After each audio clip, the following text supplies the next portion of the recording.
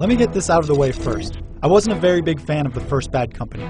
The destructible environments were nice and all, but I still felt like the campaign was dull and the humor was forced.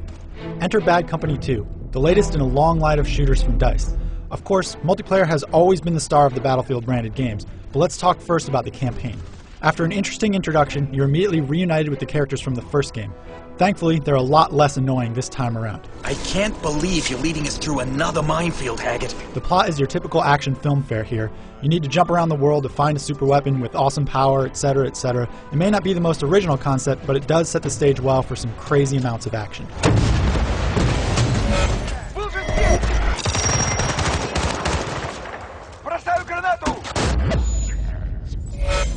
DICE seems to have taken a cue from Modern Warfare 2 and tried for a very large and cinematic scope.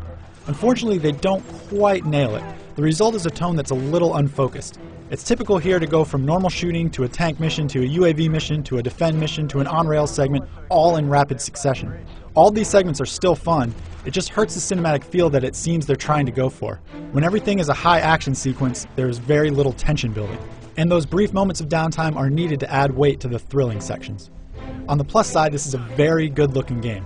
The draw distance is excellent and you're often treated to beautiful vistas. There are a good variety of locations and the Frostbite engine's environmental destruction is still very impressive. I did encounter a few weird issues like slow loads when new weapons are picked up in the 360 version, and the multiplayer interface isn't quite as polished as it could have been. It's pretty jarring to have a multiplayer match abruptly end right when the game is won. These aren't huge things, but they do affect the overall feel of the presentation.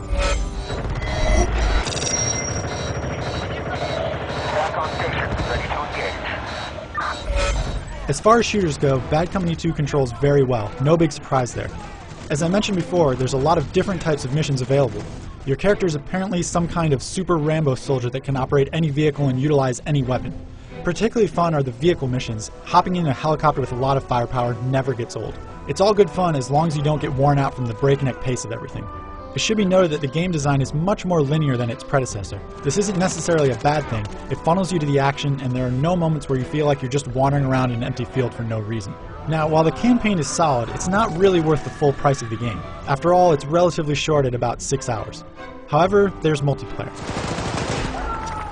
As in typical Battlefield fashion, this is what will have you coming back to the game again and again, and it's a legitimate contender to Modern Warfare 2's throne.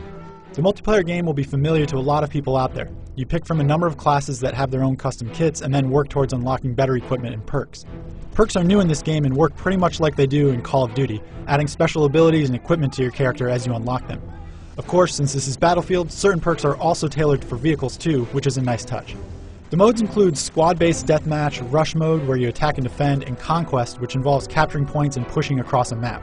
The game supports up to 24 players and there's a nice variety in maps, which means you can have anything from a small squad-based deathmatch game all the way up to a giant epic battle, depending on what you're in the mood for. The thing that makes this game stand out is its reliance on team strategy. Squads are essential to the experience and you'll have to work together quite a bit. Since you can use your squad as a spawn point, you can instantly join the fight, eliminating the annoying downtime of running across a map to get into the action.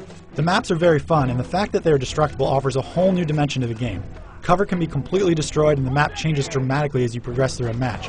This is a fun change from the norm and it puts this game in a league of its own.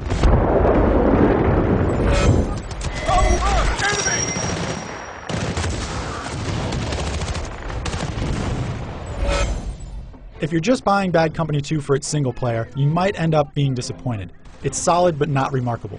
However, if you're also interested in team-based multiplayer, you'll probably have a blast here. Some presentation issues aside, Bad Company 2 is a much better game than its predecessor and a worthy online shooter. For the full written review, including more detailed info on the multiplayer modes, head over to IGN.com.